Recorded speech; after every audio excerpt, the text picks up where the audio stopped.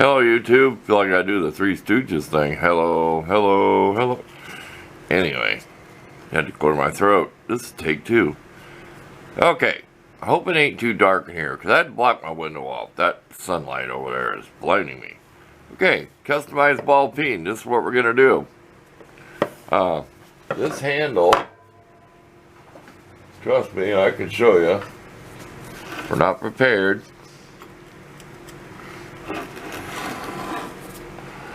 I had super glued it and cleaned out here. That did not hold. But we're going to save this handle, okay? You can chop this handle down and put on a small ball peen head and have a shorter handle, you know, cut. And I can save that. I can put some wooden dowels in there. Okay, this is my $2 junk store hammer, okay? I know I should leave it alone. It's an antique and all that and blah, blah, blah, blah. I don't really get those kind of comments, but I see them. You ruined a perfectly good antique hammer. Anyway, this is a claw hammer handle. No, I don't get paid to see this. You can find them in any of your home supply stores. This just had to be at Menards. And I went through the whole pile. I mean, I'm standing there, there's a dozen. I'm pulling them all out, looking through them. I want something that looks nice. Ain't too worried about the green, whatever. I mean, it looks nice. So you know it looks nice now with varnish. It's going to be even nicer oiled. Okay, here's the thing, the difference between a claw hammer. See how that squared rectangle? You know how these are. Well, we got looking at it. We got enough meat here to round all these corners off. And put the handle, the head about down here. Kind of like that, maybe a little more. And we can round this. See where this is made? We're going to round this off with the rasp. Because there's enough meat on it.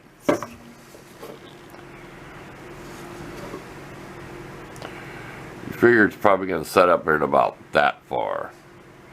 So there's enough to round that off, because you don't want that squared look, and you don't want this look on a ball peen either, because you know right away I do that's for a claw hammer. Okay, enough of that. We don't want it to just be a long video just because we're talking about it. This is my idea. I don't like this. You've seen them cheap hammers where this goes right in here and there's no lip at all. I don't like them. We won't say who makes them. We're going to square this off like this is squared. So that'll be squared off. This will be all ground that way. We're going to cut about half of this off. Okay? This thing's like 2 pounds or more. It's way too heavy. I want something different. I want a wide-headed hammer. We're going to probably chop half this off. This is 1.25 inches. Well, what's that? Half that's 5/8. We're going to chop about half of this off. It's chipped anyway. See, excuse. And we're thinking about getting rid of the ball peen. We have enough ball peen hammers. We're thinking about making this flat for about a 1/2 inch diameter for pounding on different stuff like punches and stuff. So we can use this side. So it's going to be customized. I have one that's pointed. I took a brand new little hammer and I made it pointed, and it is so great for like a little pick hammer doing body work and stuff. I really like its little hammer. I mean, you'd think, why did he ruin that? Well, it's such a nice little hammer for stuff and for little rivets and different things. But we're just going to saw this off. As I said, if we ever reuse it, it'll probably go on a small ball peen hammer. It'll be worked down in here. So it'll be kind of like that. And take so much off. Maybe even put the flare back in it. And I don't like this thing. If you've seen how this is made, this is just too sharp an edge, and I took some off. So, said we'll talk about this for 5 minutes. Stay tuned. We'll bring you back. We're going to just saw this off, drive the wood out, do whatever, because it has the wedge in it. We have our big mug of coffee. I don't know how many ounce, 20 some ounce. Super strong. We're ready to go. There's only like 4 little small teaspoons of sugar in there to get rid of the bitterness. My coffee, Maxwell House. Folgers is too bitter. There. I don't promote stuff, but that's what I like. I like Maxwell House. Remember? Good to the last drop. You don't know that unless you're old as me. Okay, That's it. 5 minutes. Let's go to work. Okay. Quick trivia question. Who put the bop in the bop she bop? You know that song? When I'm out here working, I listen to a stage plays 50s, 60s, and 70s, so it's the same stuff I grew up with, so it's kind of going back in time so you don't feel so old. There's a little trick when you're working. And I'm chair bound a lot because of my health. Very nice out. I should be mowing my leaves. I just don't want to. Anyway, this is how we're doing this. We went around this. We picked this side.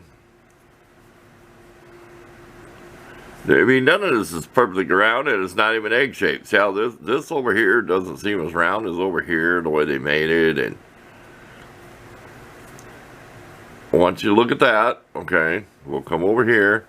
Okay, we dremeled a line across there and tried to stop right on the very dip, dip-de-dip-de-bop. I'm thinking of that song again when I was doing this. Anyway, think about it. Dip-de-dip-de-bop. Anyway, he's going stir crazy. You could tell it's just beginning winter and he's already going losing his mind. Anyway, you guys get to be entertained by it though. Okay, then I'll start curving like this. And I've got several dremel bits. I found one that was just right. I mean, see this shape? I was using this shape to go around this edge. See the groove in it? There, focus. Okay, I thought that was worth showing. And then we'll take whatever. We have sanding drums and stuff. It's not going to be perfect. I mean, it'll look like something maybe it was hand forward. So back to work. Too much to talk about, but I like showing these little tips. And just a cheapy one. But it's about the best thing they sell in the store with that name on it. Anyway, I would really abuse that. That thing's got some power to it. I don't get paid to show any tools. I even put it in the description. Use a padded rag. That's probably 4 times a piece of t-shirt. Otherwise, you're like, don't do that. See how it doesn't move as easy? And I cover up my lap with a old sweatshirt hoodie with that dust flying. I've got on my work sweatshirt, so I stay pretty clean. I can pull off my sweatshirt, go in the house, wash my hands, and I can sit down in the furniture. My office chair has a nice blanket on it, don't get dirty. So I stay pretty clean when I'm working at the desk. Give me a little quick what we got here for stuff. I put that down set, looks nice over there for a background. That's nice having that sitting over on the table. That's my Variac. Because I got this locked on max and I get what speed I want. I showed that before. Let's see if it won't work.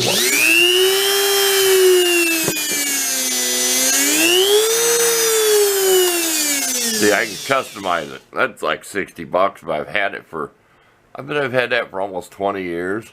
And I've took it apart and serviced it. There's contacts and stuff in there. Anyway, back to work. We don't want it all talk in this video, but somebody might want to do this so they can look and say, well, this is what tools they used. Put my gloves back on, dust mask, and goggles.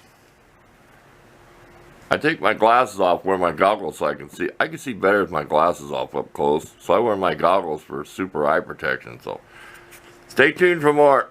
We will not come back till we promise we won't come back till we have this all shaped. Okay? And then after that, it'll be chopping this off. And I ain't worried about the temper of the hammer. If it's softer, it's all the better when I pound on stuff. I'm not going to it's just a hammer to use. You know what I mean? I ain't worried about taking the temper out by cutting out with a cutter blade. If it turned out softer, it'd be probably even better when I bang on something. Think about that a while before I come back. Okay, we decided to get rid of these lines right here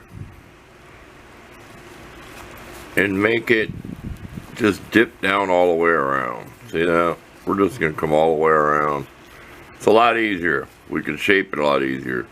We keep putting a Sharpie here so we don't hit this edge right here. We found a stone that works pretty good. It's kind of was wore on another project. But this is easier to grind than you think. It's not that hard. It's not as hard as grinding out here. There you go. Real quick on that. Back to work. Okay, a little bit of our progress here. Sorry about my voice. Can you see why I want to cut some off? Maybe not that much because it's not centered. This is way too far out here. And like this, I'm thinking about flattening it maybe so it's like 3/8 diameter. You can almost see. So it's flat, not rounded, so I can use it for other uses. I decided 1/2 inch is too much. I think I mentioned 1/2 inch. Grinding this around, we made sure to put a edge in there. So this goes, you know, it's kind of hard to do because this isn't perfectly round. It's kind of egg shaped. We got rid of all those ridges. You've seen that. So I think you see what I mean. It may not be cut off that much. Maybe leave just a little more. Because if you measure from the center out to here, and then to here, you get about here. Right there. Here's where this part starts. Don't want to confuse you. So it's not quite. It's more than I might cut maybe exactly half.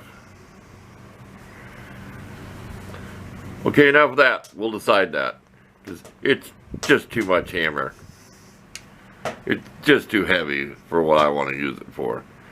We're saving this till last. This is domed up a little. See this? How it's curved. We'll probably leave it that way. We'll just clean it up. We don't know if we can get this to a polish so we can mirror polish this thing. It's taking a lot of work and sanding and grinding just to get this smooth. This still is kind of flat. See that? Round there. And then it's still flat here. It was a lot easier than trying to just keep working and working and working. I mean, at least it's nice in here. There, we'll spin it once. See that? It's kind of uniform. Does make it look the head bigger, don't it? See? That's what I said. See what I mean? Here, let's put something here to cover this up.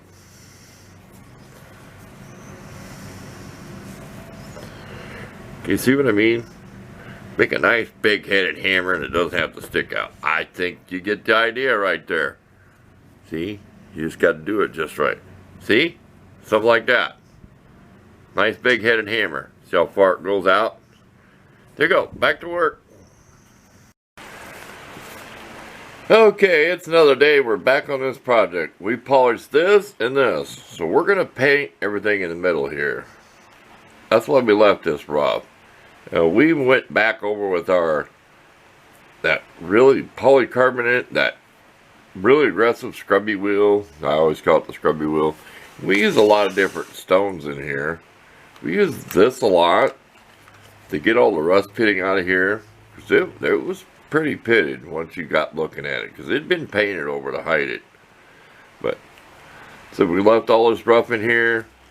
Chamfered the edges here. That's hard to do because if you mess up, it looks like the head's off. So you got to make sure to keep the head straight and do that. Okay, we cut about, this is about 5/16 because we want to get rid of the bad spots. But by the time we got grinding and sanding, we probably took off about 3/8. But I like it a lot better.